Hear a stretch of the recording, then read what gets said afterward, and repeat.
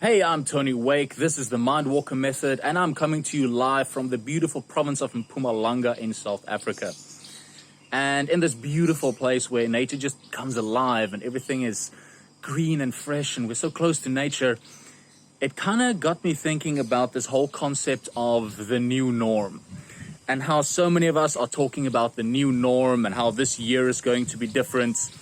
And this new norm, it brings to mind almost like a relationship where the relationship went through turmoil and either one of the parties didn't do what they were supposed to do, didn't fulfill their responsibilities. And it's the whole thing of, I promise this time will be different. I promise this time things are going to change. I will change. Things will be different. So how many of us are currently in this new norm that we find ourselves? How many of us are in the mentality of, now that things are going to be different, what are we going to do to change it? How different is it going to be? This concept of the new norm that we have, is it really new? And what exactly is normal? So thinking of it in that way, thinking of looking back in our past and all the post-apocalyptic calamities that we almost had, where we oftentimes nearly ended the earth and ended the world and everyone in it. What is normal? Normal according to whom? Who's normal? Whose rules are we playing by? And is it really new? How new is new, and how long does new last before it just becomes normal again or socially acceptable? Now, I recently wrote an article called "Forward Thinking is Not Necessarily Forward Acting." And you can find it on my website. The link is below. And you can go and read a little bit more about the concept that I'm going to be explaining in this video here today, or in this podcast, if you're listening to the podcast. And it's all about how the new norm is affecting everyone, and how thinking about something is not necessarily doing. Because knowing without doing is not really knowing at all, is it? So thinking of it in a sense of, am I just thinking myself out of something, but I'm not taking the action to get me there? What purpose does that serve? How will that take me to where I want to go? Because like I said, knowing and not doing is not really knowing at all.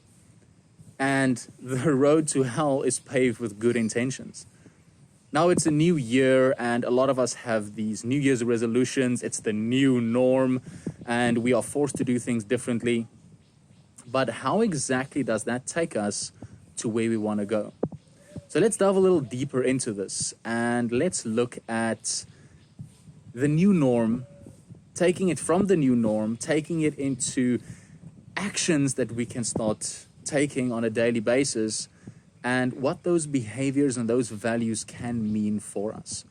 So if we are in a new norm, and this new norm is very similar to a relationship, like I said, of I solemnly swear things will be different, things are going to change, let's do things differently, let's take another stab at this, let's behave in a different manner in order to get us to a different outcome.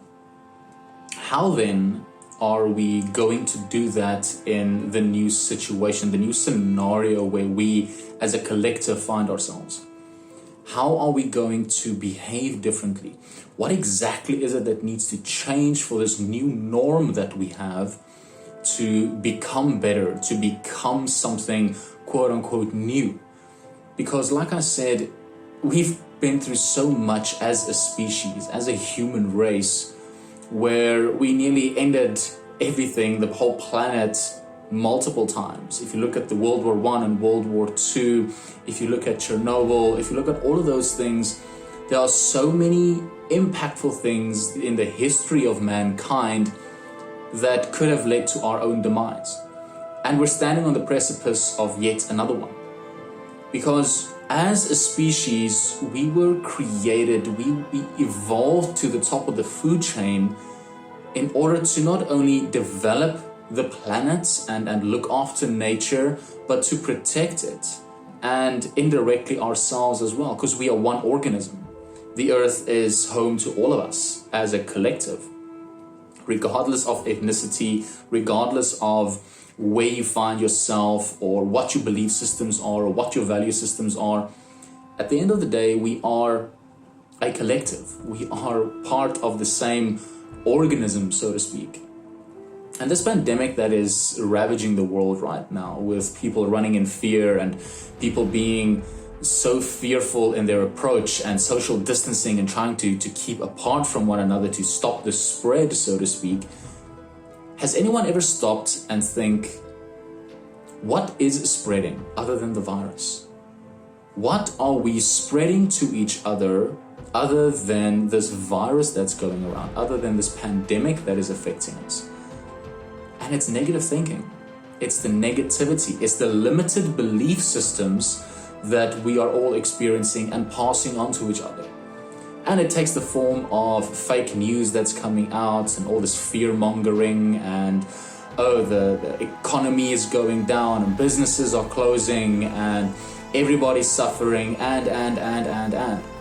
So if we're looking at it in that sense, not only are we separating ourselves physically in the sense of social distancing and no more touching and no more interacting on a physical level, but if we think of it in the sense of we're one organism, and how this fear-mongering and the fake news and all of the dilemmas that are creeping in and all of the unhelpful stories that are out there, it's separating our mentality, it's separating our unified focus, it's separating our attitudes. Because if we are of one mind, if we are one organism and we are of one mind, and we focus our attention on one specific outcome, to make things better, to work together as a unified race, regardless of skin color, we are all the human race. If we work together in that regard with a unified outcome, and our focus is on that specific outcome, can you imagine what we can achieve together? Can you imagine if we all put our attention into that? Instead of spending billions and focusing on how the hell are we going to get off of this planet, if we take that same amount of effort, that same amount of input, and we put it into restoring what we've been breaking for so long, helping one another up instead of building ways to kill each other, looking at ways how we can help each other and build that bond between one another. But why don't we do that? Why are the powers that be not interacting on that level and spreading that message? Because there's power in fear. There's power in separation. Those who manage to separate people, those who manage to get the fear inside of the consciousness, inside of the behavior, the moment that there's fear, there's no love. And all the hates, all the unhelpful emotions, hates and fear and all of those separate. And the moment there's separation and there's no unity, there's no power either. There's strength in unity. So the reverse is also true. If there's a separation, it simply means there's no strength. And the more that everybody is separated from one another, separated physically, separated mentally, separated in their focus and their intent, the more easily they are to manipulate. The more easily it is for the powers that be that control things to manipulate those who are separated. Because if there's no unity, then how can there be a singular outcome? Then the manipulation that is going on, and I teach manipulation tactics, I teach unconscious techniques and communication techniques to align thoughts to a specific direction of your choosing. Now, knowing this, knowing how the unconscious works, knowing how language works, how influence, persuasion, and manipulation works, it's so blatantly obvious if you were just to stop and focus and see what's happening around you. All the fear-mongering, all the separation, all the anger and the hate that is coming into this world, that is being broadcast to each and every one of us in order to get us to separate, in order to get us to not have a unified focus. And that attitude, that mentality that is being sent into the world, the more we buy into it, the more we become part of that problem, the less we become part of the solution to it. Now, it's all well said and it's all easy and fluffy to think about it. Like, okay, Tony, so all we have to do is not hate. All we have to do is hold hands and sing Kumbaya and everything will just be hunky-dory. That is not what I'm saying. But if you're not part of the solution, you are in fact part of the problem. And the problem is the fear-mongering. The problem is not questioning and thinking critically about things that are occurring in the world. Taking things at face value. All the fake news going around about how they're going to control you and how the vaccine is going to do this and how, or the 5G and all of those things are ways to change your focus on the bigger scheme of things that are occurring. And yes, the pandemic is real. I myself know of a couple of people, close people who I've known that have not only fallen sick, but close relatives of theirs have passed away. So it's real. I'm not saying that the pandemic is not real. What I am saying is, where is it taking us? What is the purpose of it? Has anyone stopped and thought about why now? Why is it occurring now? And if you look at the quote from Francis Bacon, where he says, nature is to be commanded, but also obeyed. We are in nature. We are part of nature. Doesn't matter what city you live in, we are still on planet Earth. And maybe that's why so much is going into trying to get everybody off of the planet. But wherever we go, we're going to be there. And if we don't solve the challenges that we've created here, it doesn't matter which planet we go to or which solar system we invade to continue on, we're going to take the problem with us. Because we are, in essence, the creators of our own challenges.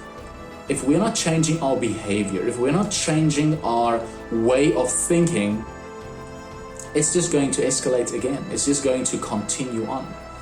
And the human mind is a lot like a computer program. And in computer programming, there's a saying that goes GIGO. Garbage in, garbage out. What you put into the code base is what you're going to get out. So if you don't like what you're getting out, you're going to have to change what goes into it. But humans escalate, don't we? We don't just put something in and get the same thing out. If we put something in, we escalate it before we get something out. And what we get out, we then escalate again before we put it back in. So in the human interaction of things, it's more a case of garbage in, more garbage out, because we escalate it. But how do we change that? How do we change the concept and the mentality of, if this is what I'm doing, if this is the mentality that I have, if this escalation that's occurring, if the garbage that's going in is creating more garbage going out, how do we change that? And the simple fact of the matter is, one, by what you're focusing on. Where do you choose to invest your focus and your energy? Your attention is the biggest investment that you have. And just look at all the marketing companies, look at all the Facebook marketing and the social media marketing, and attention is the way that they grab you. Where your attention goes, energy flows. And if you're putting your energy into it, what are you manifesting? What are you creating more of? So by putting your energy into all the fear-mongering and all the hurtful things out there and all the hate and all the discrimination and what are you creating more of? What frequency are you sending out? What are you doing to your vibration?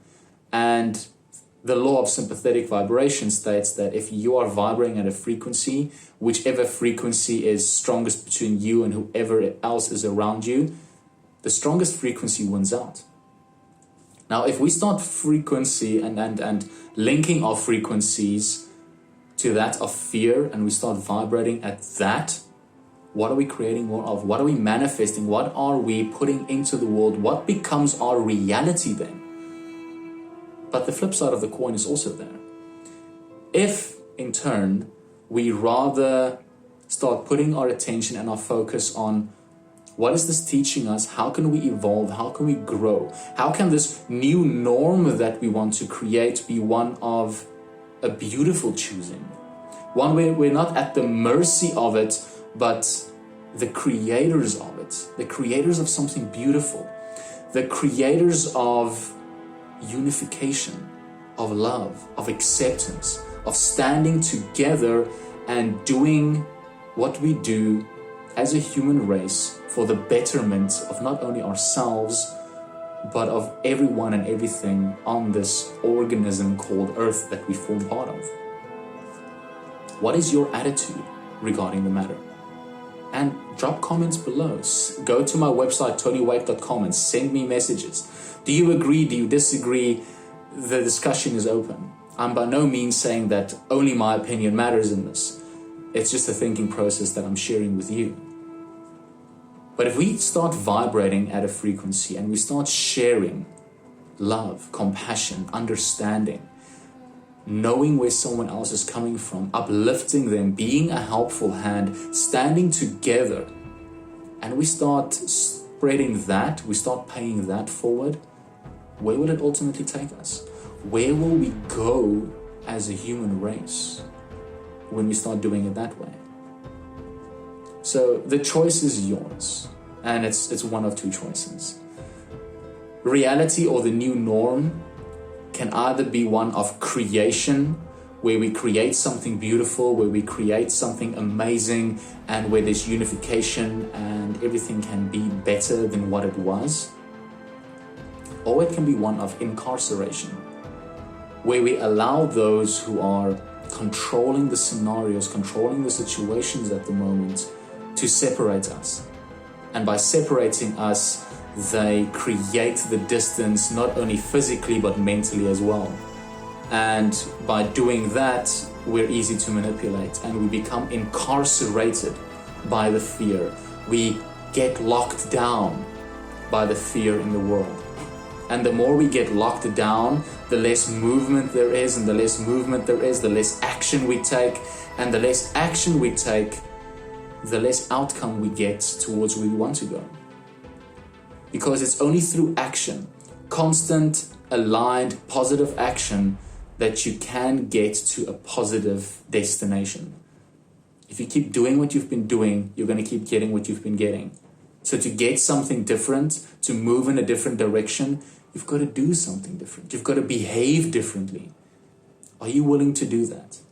Are you willing to take control of your reality, take control of your life, take control of the future of not only the planet, but of your children and your children's children and everyone and everything in your life that you love?